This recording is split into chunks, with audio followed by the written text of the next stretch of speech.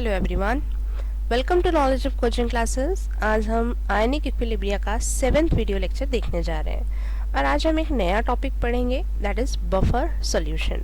Buffer, इससे पहले आपने नाम सुना ही नहीं है, तो देखते हैं what is mean by buffer solution. Buffer solution is defined as a solution which resists changes in pH when a small amount of strong acid or strong base or water is added to it।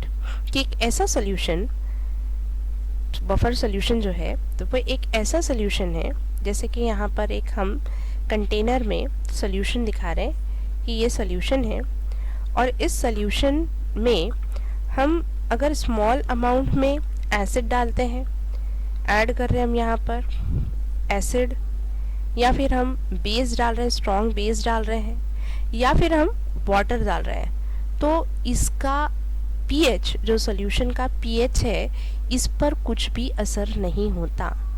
तो ये कहलाता है solution buffer solution. कि buffer solution एक ऐसा solution है कि अगर हम एसिड डालें, बेस डालें या फिर वाटर डालें तो इस सॉल्यूशन के पीएच में कोई चेंजेस नहीं आता, नो चेंजेस इन पीएच। तो उस सॉल्यूशन को कहते हैं हम बफर सॉल्यूशन। तो आ रही है बात समझ में? ये ऐसा सॉल्यूशन जो रेजिस्ट कर लेता है, मतलब बचा लेता है उसको, किसको? पीएच को, कि पीएच को चेंज होने ही नहीं देता जब हम उसमें small amount of strong acid या फिर स्ट्रॉन्ग बेस या फिर वाटर को ऐड करते हैं। Types of buffer solution. There are two types of buffer solution. Acidic buffer used to maintain an acidic pH, while basic buffer maintains alkaline pH. Two types के buffer है, acidic buffer है और दूसरा basic buffer है। तो acidic buffer pH को maintain करता है और basic buffer alkaline pH को maintain करता है, मतलब acidic pH और अल्कलाइन pH, मतलब बेसिक pH को मेंटेन करने के लिए। तो सबसे पहले देखते हैं एसिडिक बफर क्या है। Acidic buffer, a solution containing a weak acid. कौन सा एसिड है? Weak acid and its salt with strong base, और weak acid and strong base का salt is called an acidic buffer solution. देखो इस चीज को समझो अच्छे से कि वीक एसिड है, ठीक है, एक लेना है आपको यहाँ पर वीक एसिड, ओके, और दूसरा लेना है सॉल्ट। और सॉल्ट कैसे बना है? Weak acid and strong base, week acid and strong base, इससे मिलकर बना हुआ सॉल्यूशन। अब वीक एसिड, आपको पता है वीक एसिड का एग्जांपल हम ले लेते हैं एसिटिक एसिड, ठीक है, प्लस सॉल्ट है किसका? Week acid and strong base. Week acid कौन सा है? फिर से हम ये ले लेते हैं CH3COOH plus strong base NaOH KOH, कोई भी ले सकते हैं हम। अब आपको पता है कि सॉल्ट कैसे बनता है? जब एसिड बेस न्यूट्रलाइजेशन रिएक्शन होगी, मतलब इसमें से salt and water molecule remove होंगे, ठीक है। तो ये हो गया CH3COOH प्लस, अब यहाँ से वाटर मॉलिक्यूल को रिमूव कर दो, ये यहाँ से OH और यहाँ से H, और ये दोनों को मिला दो, तो ये क्या हो जाएगा? CH3COONA, और वाटर मॉलिक्यूल तो यहाँ से रिमूव हो गया, है ना। तो अब ये जो दो चीजें बची है हमारे पास में, acetic acid plus sodium acetate, ये दोनों के सॉल्यूशन को कहा जाता है बफर सॉल्यूशन। और कौन सा सॉल्यूशन है ये? एसिडिक बफर सॉल्यूशन है, क्योंकि हमने यहाँ पर लिया है वीक एसिड और उसका सॉल्ट, तो इसलिए ये सॉल्यूशन कहलाएगा एसिडिक बफर सॉल्यूशन। आ रही बात समझ में? अब यहाँ पर जो आपके टेक्स्ट बुक में है उसको और थोड़ा सा डिटेल में देख लेते हैं। देखो, a solution containing weak acid such as acidic acid and its salt, कौन सा है? Sodium acetate. हमने यही देखे ना, acetic acid and sodium acetate, textbook में डायरेक्ट दिया है, लेकिन आपको समझ में आना चाहिए कि ये बना कैसा है, तो यहाँ पर हमने आपको अच्छे तरीके से समझाया है। तो acetic acid and its salt such as sodium acetate is an acidic buffer solution. pH of acidic buffer is given by the equation. अब एक इक्वेशन इसकी दी हुई है बफर सोल्यूशन की, एसिडिक बफर सोल्यूशन की। pH is equals to pKa मतलब dissociation constant of acid plus log to the base 10 concentration of salt to the concentration of acid. where pK is equals to minus log to the base 10 Ka। ये value कहाँ से आई है? ये value आपने इससे पहले पढ़ा हुआ है कि pH is equals to minus log to the base 10 concentration of H positive ion। ठीक है, तो फिर ये H की जगह हमने यहाँ पर pKa ले लिया, तो pKa is equals to log to the base 10, H की जगह यहाँ पे हमने Ka लिया, तो कॉन्सेंट्रेशन ऑफ Ka है ना, कॉन्सेंट्रेशन ऑफ Ka, तो यही वाली हमारे पास में इक्वेशन आ गई कि pK is equals to minus log to the base 10 Ka। ये this is dissociation constant of acid, K is dissociation constant of the acid. अब ऐसे ही हमको देखना है basic buffer solution. A solution containing a weak base, पहले ही ले लेना है, वीक बेस बेसिक बफर है, तो हमारे पास में मेन कंपोनेंट क्या है? Week base, and its salt with strong acid. Weak base है और फिर वीक बेस के साथ में स्ट्रॉन्ग एसिड का सॉल्ट बनता है। तो देखें, weak base plus salt of, किसका salt? Weak base and strong acid का मिक्सचर है ना, क्योंकि सॉल्ट कैसे बनेगा? एसिड और बेस मिलेंगे जभी तो बनेगा।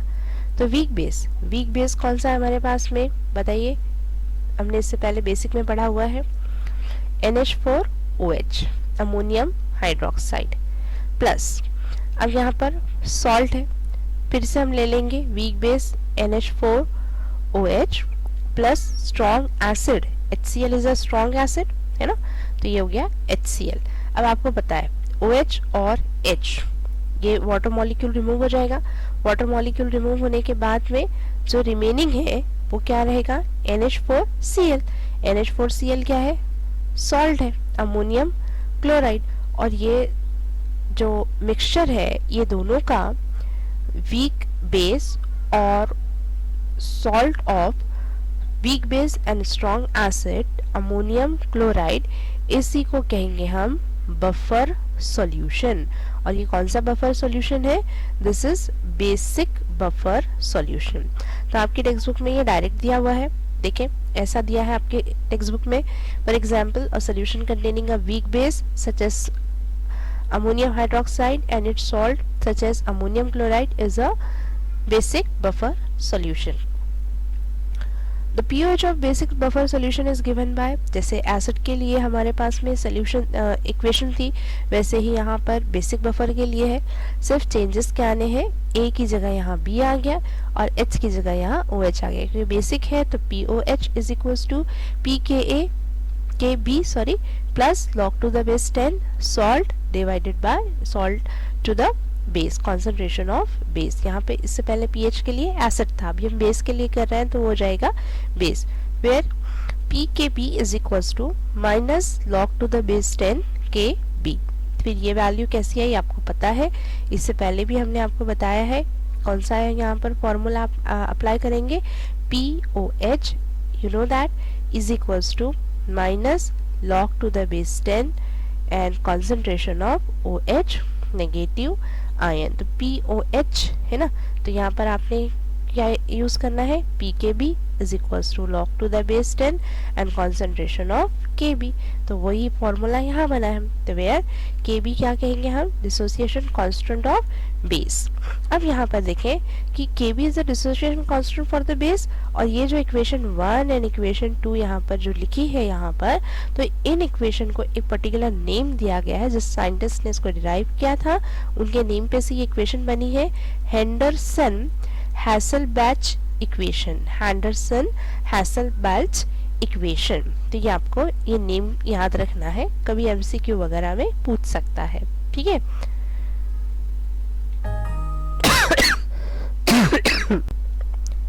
बफर एक्शन मतलब बफर कैसे वर्क कर रहा है, क्यों ऐसा हो रहा है कि जब हम किसी सोल्यूशन में, बफर सोल्यूशन में एसिड डाल रहे हैं या बेस डाल रहे हैं या फिर डाइल्यूट कर रहे हैं, तो उसका पीएच चेंज क्यों नहीं हो रहा है। आपके टेक्स्ट में बहुत लंबा चौड़ा सा दिया है, लेकिन कॉन्सेप्ट बड़ा आसान और बहुत ही शॉर्ट में है। ये देखें, जो एसिड है अगर हम एसिडिक बफर की एग्जांपल लें जो आपके टेक्स्ट बुक में है, उस एग्जांपल के थ्रू हम आपको समझाते हैं कि वीक एसिड, ठीक है, वीक एसिड। अब वीक एसिड से बना हुआ मतलब एसिडिक बफर है, तो कौन सा एसिड है? Acetic acid CH3COOH। अब आपको पता है वीक एसिड है मतलब वो कम्प्लीटली डिसोसिएट नहीं हो रहा है, पार्शियली डिसोसिएट हो रहा है, मतलब इक्विलिब्रियम आएगा। और पार्शियली डिसोसिएट हो रहा है मतलब कुछ ही आयन इसके डिसोसिएट होकर ये इस तरीके से ये आयनिक फॉर्म में कन्वर्ट हो जाएगा, CH3COO negative and H positive, है ना। जब हम इसको डिसोसिएट करते हैं मतलब हम इसको अगर वाटर में डिसॉल्व करेंगे तो ये इस तरीके से हमको आयंस मिलेंगे। और ये कम्प्लीटली डिसोसिएट नहीं हुआ है, पार्शियल ही डिसोसिएट हुआ है, मतलब कुछ ही आयन जो है इसके डिसोसिएट हुए हैं, ठीक है। अब इसके अंदर हमने एसिड डाल दिए, ठीक है, ऐसा एसिडिक बफर है जिसमें हम एसिड डाल दे रहे हैं। अब एसिड डालें तो एसिड में कौन से कंटेंट्स रहते हैं? एसिड्स में कंटेंट रहते हैं H पॉजिटिव आयन और बेस में कंटेंट रहते हैं OH नेगेटिव आयन। तो ये पता है हमको, एसिड डालेंगे तो H पॉजिटिव आयन आएगा और बेस डालेंगे तो OH नेगेटिव आयन आएगा। तो अब अगर एसिड रहता है तो एसिड में H पॉजिटिव आयन रहेंगे, तो H पॉजिटिव आयन ये नेगेटिव आयन के साथ में रिएक्ट करेंगे, मतलब यहाँ पर ये जो एसिटेट आयन है इसके साथ में रिएक्शन होगी इस एसिड के। तो फिर ये पता है आपको कि ये दोनों जब कंबाइन हो जाएंगे, कंबाइन होके ये फॉर्म क्या करेंगे? CH3COOH एसिड बन गए। तो यही तो रिएक्टेंट था एसिड, है ना। और ये पूरा डिसोसिएट नहीं हुआ तो फिर से ये रिएक्टेंट फिर से ये इस तरीके से आयंस फॉर्म कर लेंगे। अब अगर हम बेस डालते हैं, बेस डालेंगे तो कौन सा? OH negative ion. अब OH नेगेटिव आयन तो नेगेटिव है, तो अब ये एसिटिक एसिड पूरा तो डिसोसिएट नहीं हुआ है, पूरा डिसोसिएट नहीं हुआ है मतलब ये CH3COOH के जो कंटेंट्स है वो OH नेगेटिव आयन के साथ में रिएक्ट करेंगे और रिएक्ट करके इसमें से वाटर मॉलिक्यूल को रिमूव कर लेंगे और ये बन जाएगा CH3COO negative ion plus H2O, water molecule इसमें से रिमूव हो जाएंगे। तो अब क्या हुआ कि अब देखो यहाँ पे ध्यान से कि वीक एसिड है, वीक एसिड है पार्शियली डिसोसिएट हुआ, ये आयंस को फॉर्म कर लिया, ठीक है। तो सॉल्यूशन में ये दो आयंस प्रेजेंट है और ये अनडिसोसिएटेड एसिटिक एसिड भी प्रेजेंट है, मतलब ये तीनों भी आयंस प्रेजेंट है उस सॉल्यूशन के अंदर, ठीक है। अब हमने थोड़ा सा एसिड ऐड किया, एसिड ऐड किया मतलब उसमें H पॉजिटिव आयन आ गए, H पॉजिटिव आयन आ गए तो ये यहाँ पर जो एसिटेट है एसिटेट आयन के साथ में कंबाइन होके एसिटिक एसिड फॉर्म कर लिए जो कि रिएक्टेंट ही था। और फिर एसिटिक अगर हमने इसी सॉल्यूशन के अंदर बेस डाले, बेस में OH नेगेटिव आयन रहेंगे और बेस OH नेगेटिव आयन ये इसी के साथ में रिएक्ट करके फिर से वाटर मॉलिक्यूल को रिमूव कर देंगे। वाटर मॉलिक्यूल को रिमूव करने के बाद फिर बच जाता है क्या? यही इसके आयन, तो रिएक्टेंट और प्रोडक्ट यही फॉर्म हो जा रहे हैं, मतलब कुछ भी pH में चेंजेस नहीं आएंगे।